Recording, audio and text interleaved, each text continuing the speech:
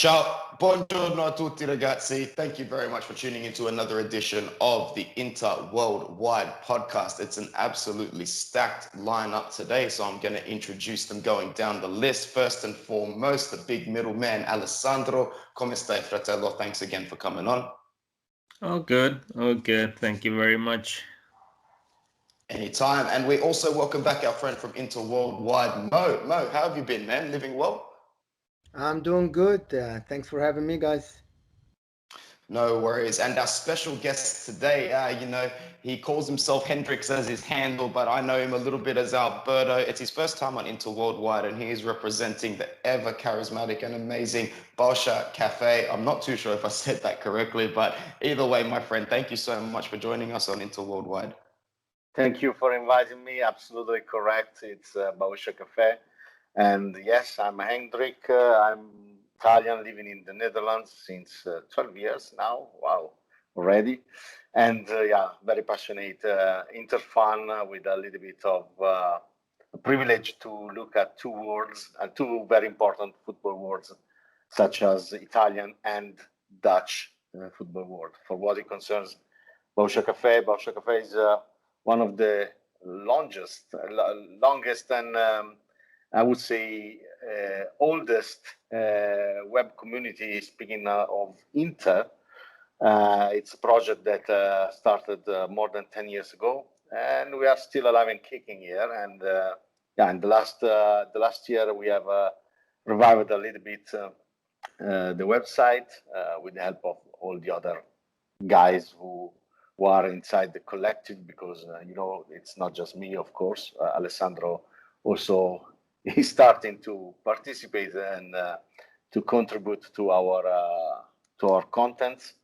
And we are a very, very solid reality in the interweb. Of course, we don't take too much seriously ourselves first, but I think that in the end, the contents that we try to express in writing, and also other initiatives a little bit more hidden, are very, very significant for our passion, but also for the Inter fan who loves to follow us.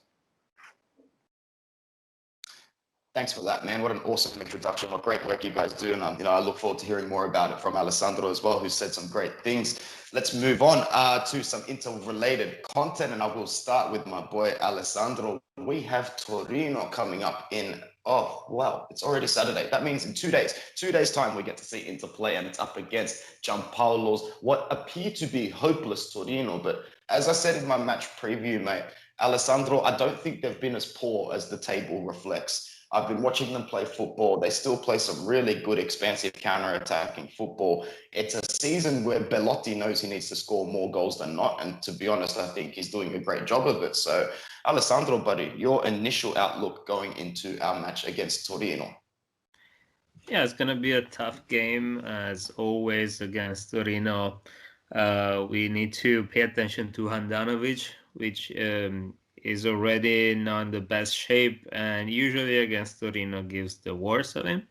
So that's the first point. The second, we know that Giampaolo won't be there because of COVID, and just today we learned that other two players will not be available for the same reason. The team didn't release the name of the two players yet, so we don't know exactly who won't be part of the team, and if in these couple of days things will change again.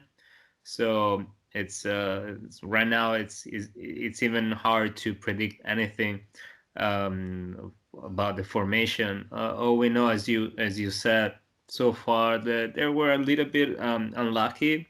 I agree with you. Torino should have some more points that they have, honestly, and but at this point the team is shaping in a Giampaolo's team, so probably, if not right now, but with the beginning of the new years, they should pick up points and a better position in the Classifica Serie A. So that's my. Yep. What have you thought, just quickly before I go over to Mo, what have you thought about Belotti for Torino so far this season? Well, Belotti is the only man who is keeping up the baracca, like we say, the whole thing. Yeah. It's going back in the good shape that it was years ago when his price tag was 100 million. And I don't know, for the last couple of years, probably it was a player that was above the average there, and I wonder if this is gonna be his last year. Plus, before the European, how you call it, the European Cup with Italy, usually it does better than the other years. So I'm sure we're gonna keep scoring more and more. 100%. I was going to say, I think this will be the season at the end where Torino decide that it's the wise decision to cash in on that sort of an asset just to keep the club financially afloat over the next few years. I'm going to head over to my boy Mo. How are you feeling going into Torino, man? I know you're a cautious, conservative Inter fan, very realistic. So tell me where that brain of yours is focusing on for Torino, bro. For me, hello everyone. First, for me, Torino is a tricky game because it's before the Champions League and it's a Sunday game, and the Champions League is a Wednesday. And Conte has to watch out for players' fatigue, because I think the game after the Real Madrid game in the Champions League is a key for the season, I guess, how we're going to go forward. But talking about Torino, I agree with you. They play good football. Their brand is counter-attacking, and they have, I think, one of the best number 9s in the league in Belotti. Alessandro covered this pretty well. With our defense right now, I think we'll have to have more cover for our defense, especially with a number 9 that is a free scoring for the national team, for the club. They rely on him all the time. We need to watch Vidal, which is, I think he is our best defensive midfielder. But coming from South America, the qualifiers, and playing 2 games, he's been phenomenal for Chile. But we'll have to watch his fatigue. He's 33 this year, and we'll have to watch for him. I think Conte will have a hard time with Brozovic out this game to pick the best midfielders to have that balance between offense and defense. And maybe this is Eriksen's chance, as everybody is saying. Maybe he's going to get the 90 minutes for this game to show us why we should keep him after January. For us, 3 points in this game are key, because we don't want to get further down in the table and then people start looking at Inter as we can attack this team, we can get points off this team. We need to be the force that everybody comes to us and fear the San Siro. It's our stadium. I think we should win this game comfortably. Lukaku's back. Just seeing this guy on the field makes me happy as an Inter fan. I just love the guy. Leadership, everything is great about this guy. And he helps everybody around him to be a better player. Even with his teammates in the national team with Belgium, he was absolutely phenomenal. I think this game is in my predictions, I think we should win this game 3-1. I don't think we're going to keep clean sheet against Belotti, but I think we should win comfortably 3-1. Thanks for that, and thanks for alluding to Brozovic being completely unavailable. And I'll throw over to Hendrick now, but I'll ask a couple of different questions. Stefano Sensi not only is back in full physical training, he made quite a full return to social media in terms of just venting his grievances, brother, about how it's been really tough for him after starting so well at Inter. Torino is the match that I expect Sensi to be back on the bench for. I definitely don't expect him to start. But I guess my couple of questions to you, Hendrick, are how are you feeling going into the Torino match? What is your prediction? And do you think it's time for Stefano Sensi to make that long-awaited return? That's an interesting question, I guess. For what concerns Torino, I completely agree with you. I think that Giampaolo's team historically needed always time to express their best football, and yeah, definitely, I don't think that Torino plays a bad football. I think that they clearly had lack of confidence, self-confidence, I guess, more than anything else. So yeah, it's one of the typical matches where if Inter is not 100%, always you run some risk to not bring back home 3 points. But clearly, as also Mo said, now we need points. Of course, the schedule is not on our side because Sunday playing against Torino with a lot of international players coming late. So no preparation or lack of preparation for this match, and then a crucial match against Real 3 days later. So I think that we should, with Inter is always a very difficult exercise to make forecasts, but I think that we should win. Then, of course, for what concerns Sensi, it's a fact that Conte's Inter played his best football when Sensi was on the pitch, even losing, because we all remember defeats against Barcelona, against Borussia Dortmund, but we remember that because also those two matches coincide with the best performance probably of Inter, definitely with Barcelona 70 minutes. Yeah, I couldn't remember Inter in the last 10 years playing like that. I mean, I have to scavenge my memory and go until the triplet year to remember such a performance. And with Borussia Dortmund, the first half was absolutely flabbergasting. So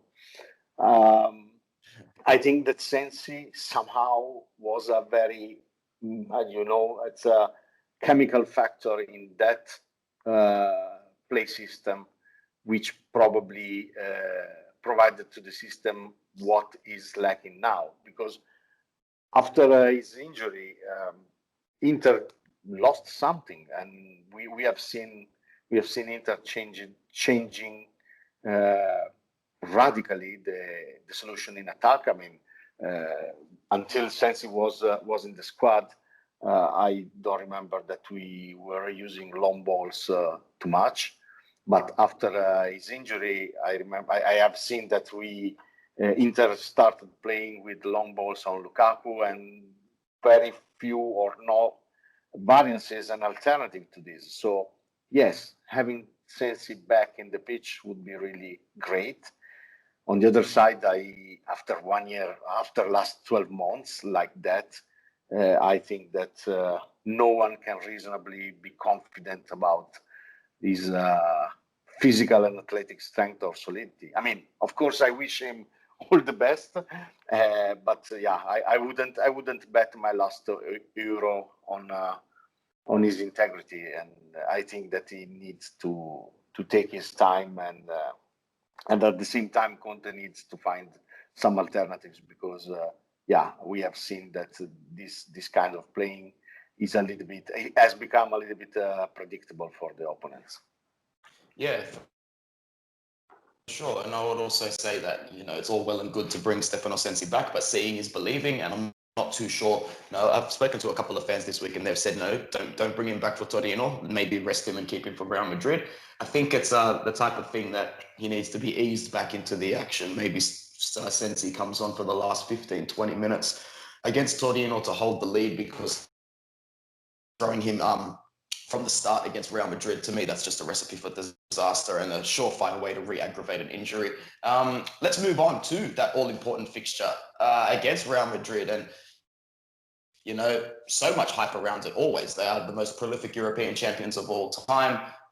So much pride attached to the club and everything. And, you want to talk about a never say die attitude, no matter how poor they might be for 80 minutes, 85 minutes.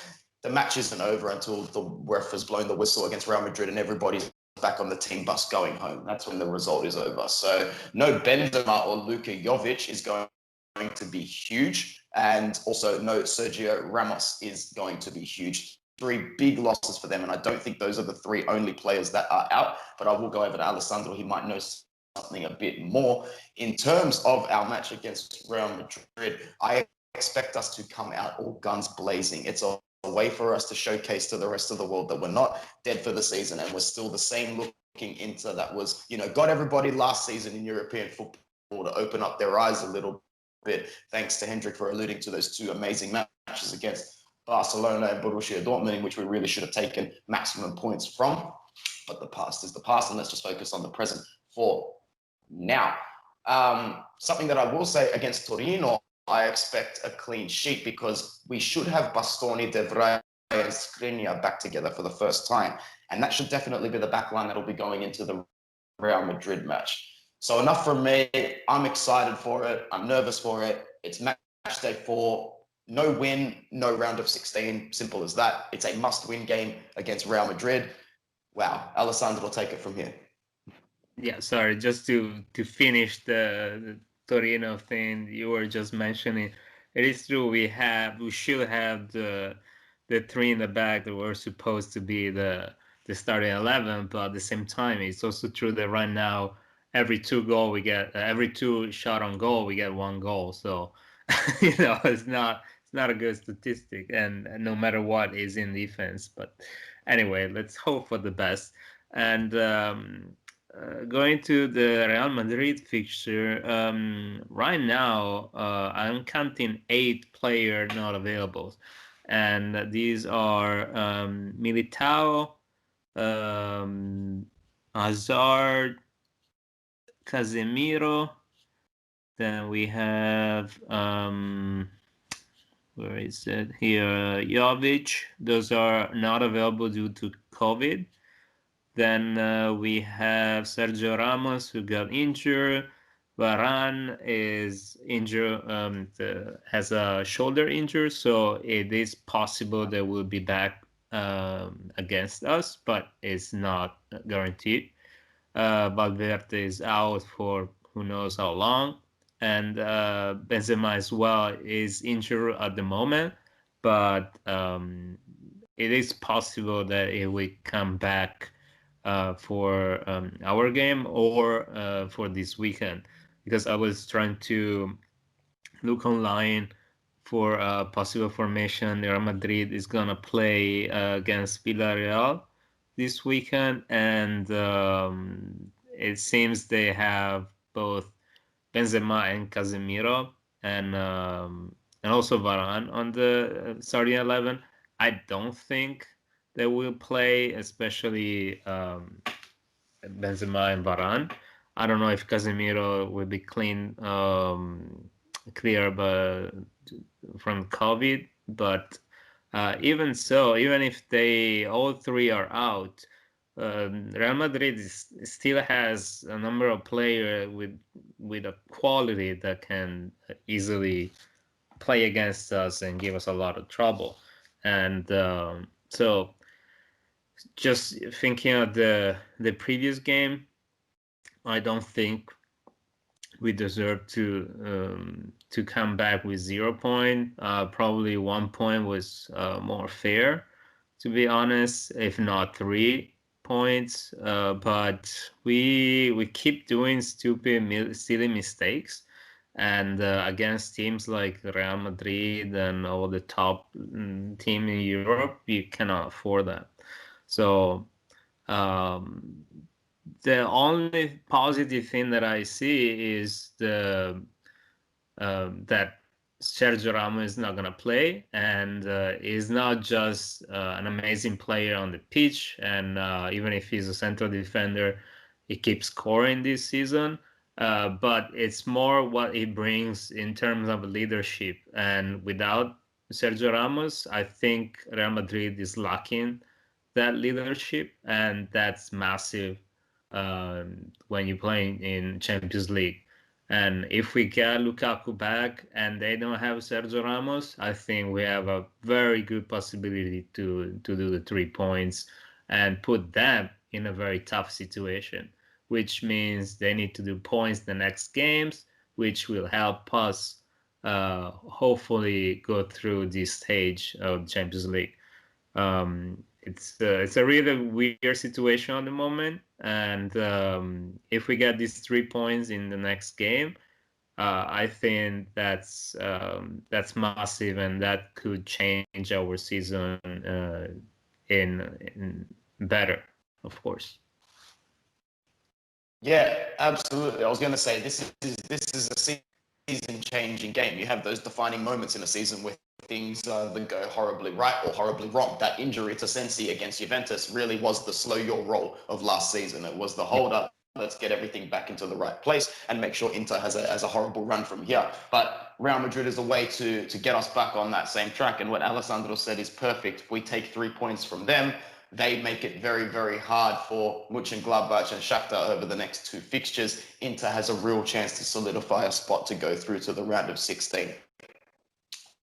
Let's go over to Mo, who I'm sure is super keen for the huge galactic clash against the Galacticos. I'm not too sure they're Galacticos at the moment, but we all know what I mean. Mo, what are your thoughts going into the huge fixture against Real Madrid, man?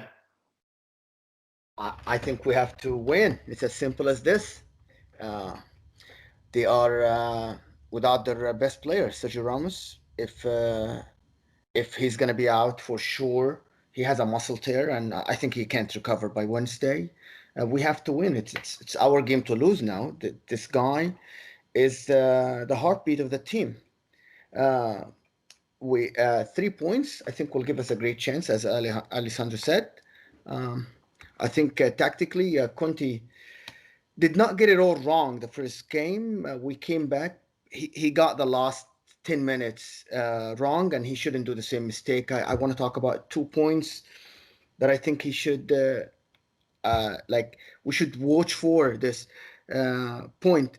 Always Conte, when he gets the result that he thinks is the best from the game, he falls back. He did this against Atalanta and we didn't win. And he did this when we got the draw against Real Madrid and we didn't get any point. He did this against Lazio. Lazio hit us back. In my opinion, Inter's strength is just keep going. Keep the same plan. Against Borussia Dortmund last year, we fell back second half, conceded 3 goals. Game over. We're out of the Champions League at that time. It's our game to win. We go. If we get a goal, we keep going to get the second. They are not the strongest offense in the world. They don't have Cristiano Ronaldo anymore, the same guy that used to score 50 goals. It's Valencia kept going. 4, they scored the first, they scored the second, they kept going. I watched the game. It was just keep going. You can hurt this team by keep going, not defending against them, because they have good players, but they're not superb. In my opinion, I think if Sensi is back, it's a great option to have, because he creates with Barella the balance that is needed to play someone like Brozovic in the middle. Our Inter needs someone to protect the defense. Brozovic is not that guy. This is why Vidal plays deep next to Brozovic. He's the alternative for the Kante, for the Fabinho, for the Casemiro and the other teams. These guys, they are the 11th and the 12th man on the pitch. They intercept, give the ball to the closest guy, and move on. They keep doing this for the whole game. We don't have that. Conte, when he had Juventus in 2011-12 and going forward, he played Pirlo and he played Vidal, he was 7 years younger than now. Marchisio. These guys covered a lot of space just to compensate for Pirlo's inability to defend all the time. Right now, Vidal is trying. He has the most interception per game for Inter, but he is 33. He can't do this for 90 minutes, which showed that he doesn't track back sometimes. He can't run. This is why we need to find the Sensi, like last year with Barella. They give that balance because Sensi is not Eriksson. Sensi is not a totally number 10 offensive player. He comes back when he's fit. He can do some interceptions. He can help to create a three in the midfield that create that block in front of the defense. Sensi, I think, is, as Hendrik said, is super key to Conte's plans. He needs two dynamic midfielders around the regista, the deep playmaker that he has as Brozovic. Brozovic connects the most passes in Inter's team when he plays, but he does not defend well. He's slow. He's a slow player, and he does not know how to intercept, to tackle players. He always receives a yellow card on the transition. When the team gets the ball, he receives a yellow card because he's slow. This is why we need Sensi back. I don't think Eriksson has a chance in Real Madrid game, especially if Brozovic is going to play and Barella, which is, I think, is irreplaceable. We need Sensi. Vidal can play, which creates balance a little bit, but I think Sensi is moving forward is key. Lukaku, if he's in the form that he showed us in the international break, hands down, best number 9 I've seen for years that played for us, I think, since Milito. He's our savior in offense. Hendrik talked about the plan, long balls and stuff like this to Lukaku. It only works with Lukaku if, again, I will repeat myself as I said before, if Lukaku gets injured like what happened before, playing long balls to Lautaro, it doesn't work. He's not that kind of forward. Against Atalanta, he was lost. He got intercepted the first half. 80% of the times he received the ball. Our defense, if De Vrij, Skriniar, and Bastoni are connecting and playing the way they played for their national teams, Bastoni against Bosnia, he was phenomenal, and against Poland, against Lewandowski, he was phenomenal. De Vrij played really well for the Netherlands, and Skriniar is a great defender. I always rate this guy pretty high. Only our problem, I think, if we have everybody fit, our problem is going to be Handanovic, which is, I think, he's moving slow. He has the experience, but I don't think he can keep going for another year as they just renewed his contract, as we all seen the news. Against Real Madrid, it's 3 points or we're out. This is all I can say. We have to get the 3 points, and we are, as Inter, as our team, we are very capable of getting these 3 points and making them go home without anything in the bag. Let them fight the last 2 games and let us play with a little bit of comfort. This is what I want to say. Yeah, well said, man. This is our chance. This is our opportunity to make sure we don't end up back in the hellhole that is the Europa League competition, because as you saw last season, the only time that competition becomes anything worth of value is when you get to the final. And look how that turned out for us last season. The chronic fatigue and, basically the season being pushed back and us having to play so deep. It's a huge factor and a huge variable as to why we have started so slow this season. So it is time to pick up the pace. And as Mo said, we are Inter. We have been given an opportunity. Let's seek the opportunity within the challenge rather than the challenge within the opportunity. All right, let's go over to our man Hendrik. How you feeling, bro, against Real Madrid? It's a huge match, as the boys have already said. It's a must win. What are your thoughts going into a Madrid match without Sergio Ramos in their team? I think that my total probably is my way of thinking is more as a collective clash. Of course, I don't want to sound as Captain Obvious here. That's clear. Playing against Real Madrid with or without Sergio Ramos and, I don't know, Casemiro, Benzema, you name it. That's obviously gives more chances to Inter than having Sergio Ramos in the pitch.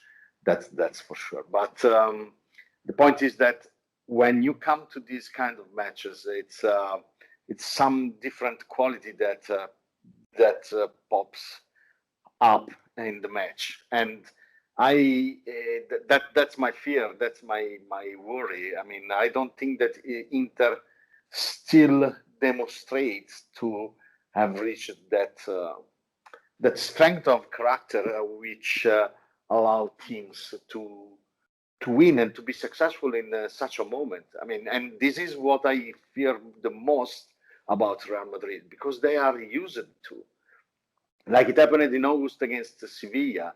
All the people say, yeah, the past is the past. Yeah, it doesn't matter. Sevilla has won already 5 Europe leagues, but now it's another match. Yes, it's another match, but this kind of stuff go deep inside your minds, and at high level sport, your head minds are 80% of what you need to be successful. So this is my highest concern here, because in the last 2 years, Inter have failed exactly in such a moment against PSV, the last matches 2 years ago, against the Barcelona, who basically was, more or less the Real Madrid of now, because Barcelona was a little bit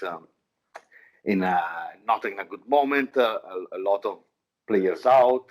They were already they were already gone through, so they have deployed their second lines, the people of the bench, and yet we were not able to take the chance there. So I think that the great difference between those matches and today is that Inter, this is not the last match.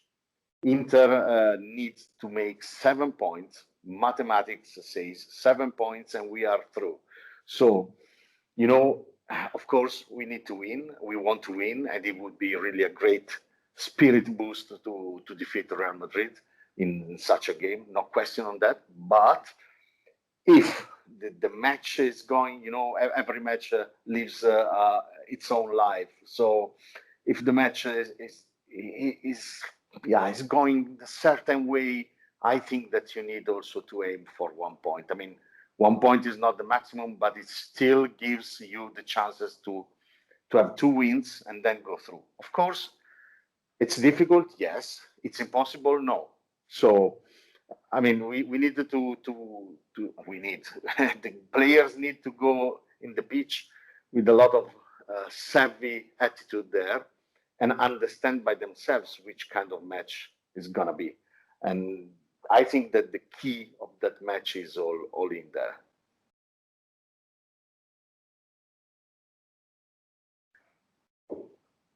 Sorry, man. And I just lost you towards the end. Do you mind just repeating that last thing you said? No, I said that this is the key of the match. I mean, having the players going to the pitch with a savvy head, savvy attitude, and understand by themselves what kind of match is gonna be, and then take the match properly. 100%. I would echo your thoughts in saying that we have seen so many positives in this Inter in the last 3 seasons, but whenever we've been presented with the golden opportunity on a silver plate, we somehow managed to fall over and spill everything on the floor. PSV, Tottenham Hotspur, Barcelona, Juventus, and now here we are again with Real Madrid in the exact same predicament. And, we can't screw this up. We need to show that we are there this season to win. I'm going to stay with you, Hendrick, for a second, only because it's the first time on the podcast. I want you to speak a couple of minutes about your thoughts on Antonio Conte, exactly how you think this season will go managerial-wise for him, and if you think it's just a matter of a matter of when, not a matter of if, that his time is replaced at Inter. So talk a little bit about our manager, mate. That's the $1 million question that probably every Inter fan in the world asks himself right now. Sorry to put you on the spot. It's, okay. I think that we need to split a little bit the things. Of course, we cannot read in the mind of a person who we don't know. I don't know Antonio Conte. I know Antonio Conte from his public appearances and his public words. So I need to rely on what he said and what he says in public, and in public he says that he's committed to do the best, and I believe in that. Then of course I may have my ideas about how he's going to manage, or how he's managing the team from a tactical standpoint. He wants to set a very special and modern football, and I'm very happy about that. But clearly, I know that it takes time, and this team, this club, and their fans, they want to win. They want to win a trophy, a silverware, at least once, because it's 10 years that we don't win. So there is a clear clash in what Conte would need to be successful in this moment. Probably some better player in some key roles. I would like to append what Mo said about the midfield, because with this kind of system, I think that unfortunately we would need Gagliardini and Brozovic and Sensi and Barella, but all together, because all of them has a piece of characteristic that are vital and crucial for letting this system successful. So one thing that everyone probably is asking themselves, I mean, Inter's fan or specialists who are observing Inter, is, okay, you want to set up this system, but this system requires a very specific task to be performed by all the players. So when Mo said, yeah, we need a defensive midfielder like Fabinho, like Kanté, like Casemiro, we have it. It's Gagliardini.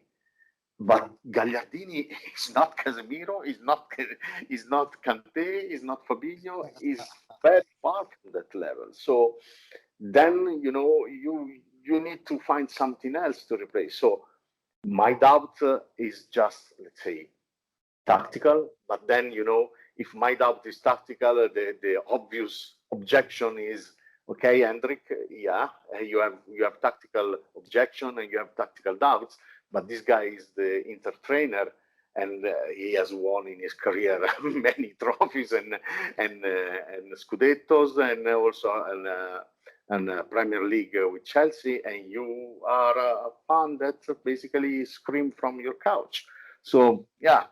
This is what I can say. But the doubts are, why are you insisting in doing a thing that requires too many specific things that you don't have now, and probably you won't have not even the next year if he still sits on that bench next year, because you cannot change, not even in COVID economy, 5 or 6 players at once. So yeah, my question would be, if I could speak face to face to him, say, why you are insisting on this, knowing that Gagliardini is not exactly the midfielder you need, Brozovic is not exactly the midfielder you need, Sensi unfortunately is out, Eriksen, you cannot exploit him, and this is clear right now, and probably Eriksen has lost confidence. So why are you insisting on that? Probably you would answer,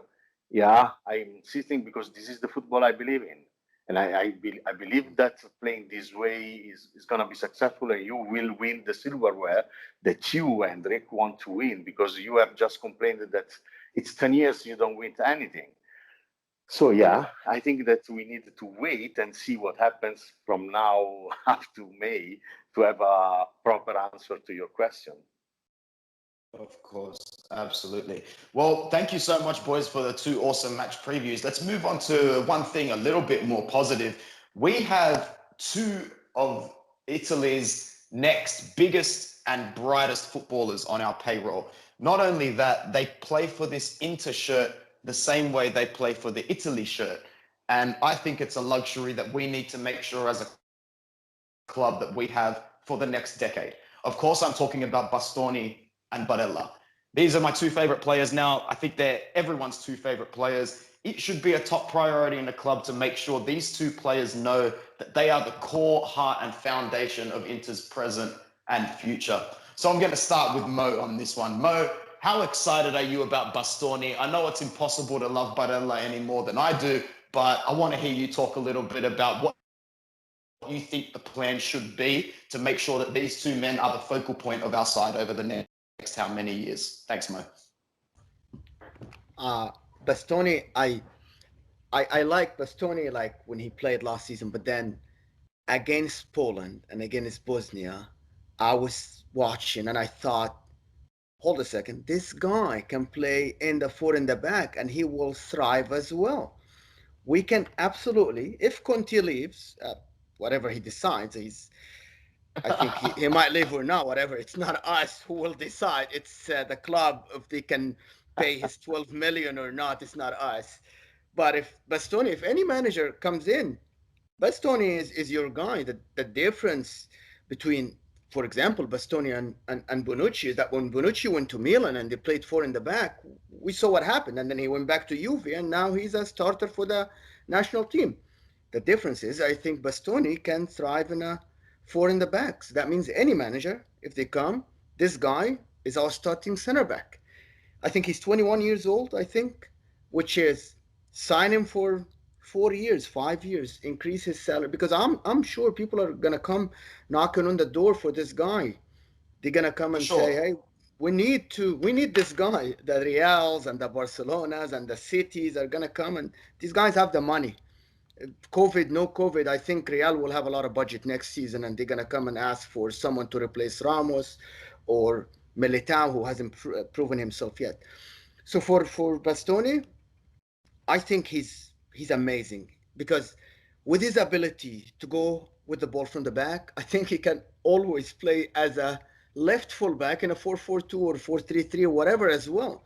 The guy is good on the ball. He's physically, he's big. He can play as a center back in 4-3 on the left back. This guy needs to be locked maybe 2-3 years being an inter captain. I see the character of Zanetti, he's calm, he talks a lot in the field, he leads, he organizes the defense as well, and the people in front of him. So I think, why not make him captain? I think Zanetti was captain just 4 years after he came to the picture, in 98 or 99. He was captain.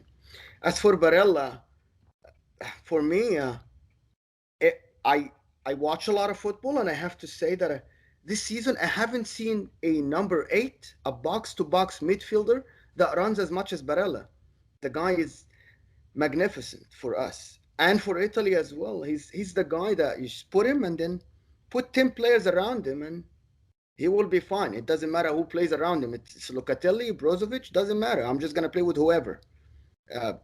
So this guy, I think we need to keep him all the time, but someone needs to talk to Mancini about the time. The guy is played a lot with Italy, and he's going to play more in March, which is the schedule I think is going to get congested in March. So he's going to play more games. I know Conte relies on him since his injury, and he relies on him a lot. But we need just to keep him in the club. He has the ability to lead a midfield for a long, long time. He's talkative as well on the field. I can see it as well. He never shut up. The guy always talk with referees, with opponents, with his teammates. Everyone around him will listen to him. So these guys are, I think, our biggest future stars for us, if you can call them that, because they are already stars now. 100%. I would say that's the bittersweet double-edged sword, Mo, of having players that are unplayable. If you have a manager and they have them at their disposal, I don't think they care. Mancini's looking at those games going, no, I want to protect my record. You want to play for the Azzurri, I'm going to pick you for the Azzurri. So 100% I agree with, trying to be on the same terms with the manager. And if Mancini claims he really is an Interisti, maybe he can do us those 1 or 2 favors by, rotating Basto and Barella. But, once again, that's the bittersweet double-edged sword of having players who are literally unplayable, who are the best in the world at the moment in their position. They are going to be chosen. Alessandro, over to you. I know you're a big fan of Barella.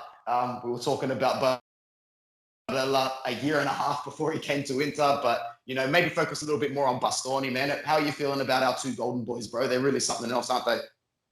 Yeah, I mean, I'm just kidding. At the beginning when you were introducing the subject, I thought you were talking about Gagliardini and Ambrosio, but of course it's Bastoni and Barella in Italy.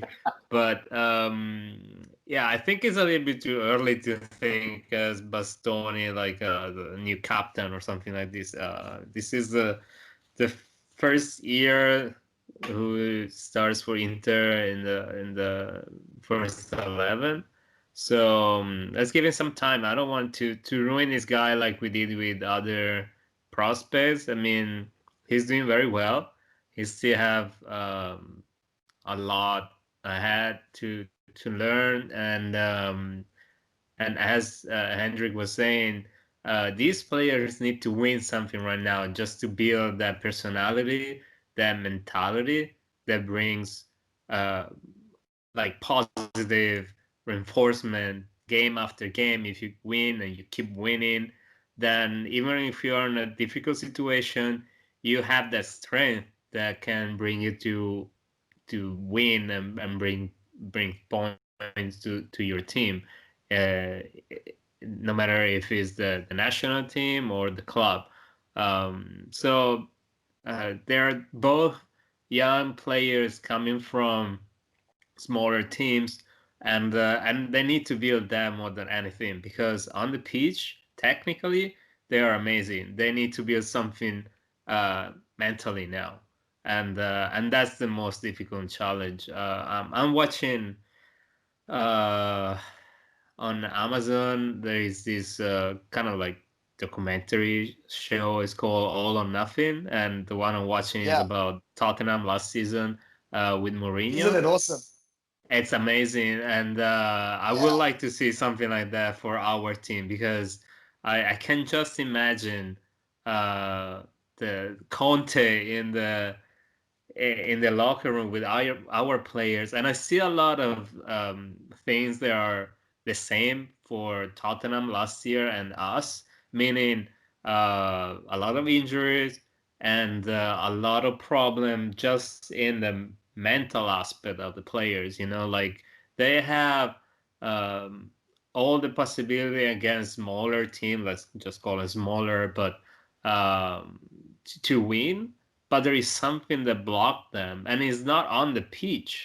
At one point they said, like, if I take you individually, you were great on the pitch, but as a team, there is something that is not working. And I think we are at that point right now, because we see just moments where the team plays as Conte wants, and we see the movement that Conte wants, but they cannot keep that constant in 90 minutes. And that's why we are in this situation right now, which means we are in a difficult situation in Serie A and in Champions League. So if they can unlock that aspect, I think we have all the potential to win something really soon. But it sounds like you need more like a psychologist more than a coach. I completely agree, man. Well said. Hendrick, we'll throw it over to you for one last chat for this edition of the Inter Worldwide podcast. I just want your thoughts on Barella and Bastoni as our two, kind of breakthrough players. Barella was sort of etching his way to that last season, but, he's definitely established himself as pretty much the first midfielder on the team sheet at the moment. What are your thoughts on Barella and Bastoni, and maybe piggybacking off Alessandro, how do you think they should be nurtured? And do you think it's definitely fundamental that they feel a winning mentality early on in their career?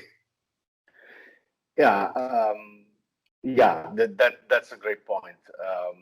This is one of the things that basically our Italian football, not just Inter, Italian football lacked in the last year. I mean, we have seen many players arriving, for example, playing for Italy, for the Azzurri, already in their 25, 26, 24. And clearly that's too late. That's too late, because you can, as exactly you said, this kind of mentality, this kind of to be used to play a certain level matches is something that you can learn. And clearly, the earlier you learn, the better it is for you and for the team that you play for. So the fact that so young players are playing for Inter. So basically means, for example, Wednesday playing against Real Madrid in a match that basically can sign an entire season for the club you play. These are experiences that, if you want to grow and you want to become one of the top of the world, you need to do. And again, as I said, it's better to do it earlier rather than later. So definitely, I'm happy to see them in the squad. I want to be clear on Barella. I'm guilty because when it has been hired by Inter, the first thing I said was 40 million euros. Yeah, that's absolutely too much. This guy is not worthy about this. He's not worthy this amount. He maybe can become a great player, but not now.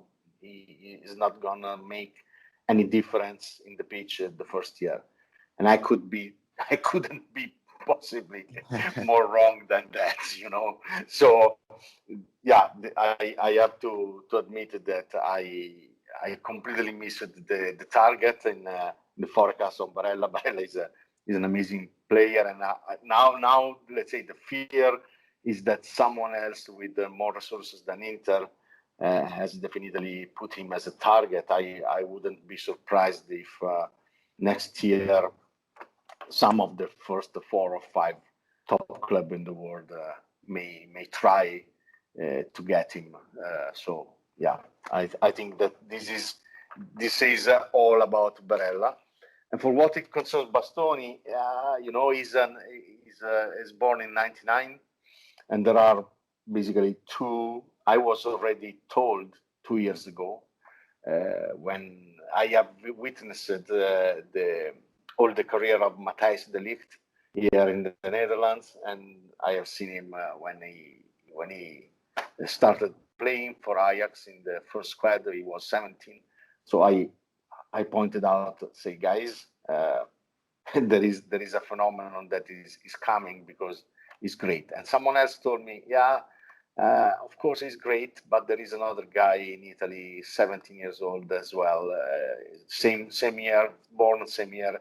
And his name is Alessandro Bastoni. And now I can say that central defenders in the world, born in the '99, definitely the best 2 of the world played both in Italy. Unfortunately, one of them with the wrong shirt, but yeah, I think that De Ligt and Bastoni are going to be probably the best central defenders in the world in no time.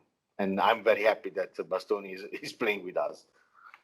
100%. He looks like a true Interista, always kissing the badge, always with his hands on his chest. That's exactly what you want to see. Those are the type of players. If you can find a mix of those players and players that we've, alluded to, that have a winning mentality, that have won something in the past and know what it takes at high level to keep the silverware flowing in. That's exactly what we are looking to do at Inter in not too distant future.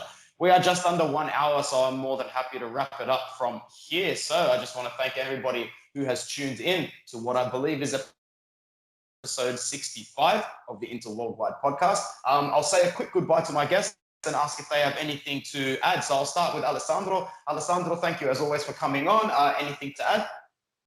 No, thank you guys, and I hope we can speak again with 6 points next time. Yeah, absolutely. Mo, my friend, thank you once again for coming on the Inter Worldwide podcast. Mo, anything to add, bro? Thank you guys for having me. Great chat and great to get different opinions. And hopefully I will meet you, Alessandro, when we have 6 points. For sure. And to our special guest from Bauscia Cafè, Hendrick, it was awesome having you, man. I have absolutely no doubt we will speak again soon. Bauscia, you need to learn how to say this name. Yeah, you have to learn the real Milanese word. No, guys, thank you very much for inviting me. It has been a great pleasure to be with you and with this great podcast, great opinions. I had fun to be with you, and yeah, very honored to be your guest today. Thank you, bro. That makes it all worthwhile. So from all of us here at Inter Worldwide, 6 points, please. Forza Inter Worldwide. Ciao ragazzi.